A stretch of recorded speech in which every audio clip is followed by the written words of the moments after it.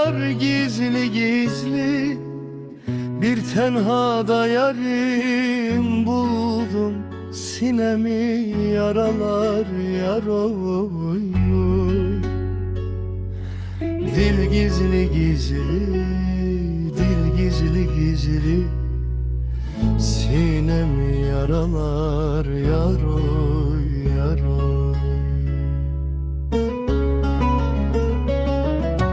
Cahildim dünyanın rengine, kandım ben. Hayale aldandım, boş yere yandım ben.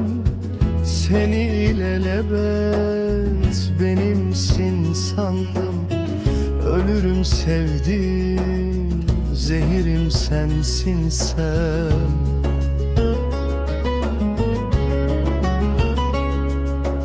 Ah yalan dünya, yalan dünya. Hep sen mi ağladın, ben mi yandım dünya? Gönlüm hep seni arıyor. Neredesin sen? Neredesin sen?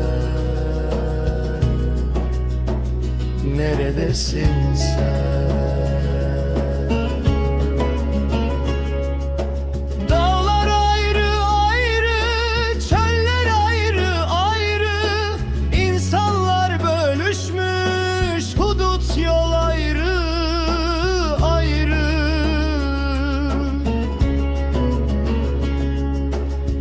Güneşe gülle at, karartır mı hiç? Haksızlık haksızın özünden olur, bilir misin?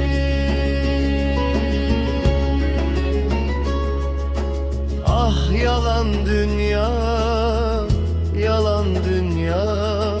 Hep sen mi ağladın, ben mi yandım dünya?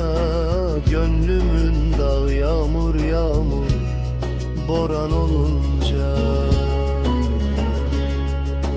akar can özümde, sel gizli gizli. Yar niye böyle ettin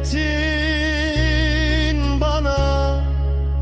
Zülüflerin yellere karşı açma. Derdim var, evvelim sensin, ahirim sensin.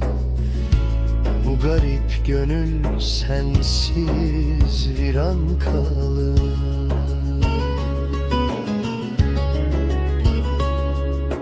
Gönlümün dağı sel akar yar oy yar oy.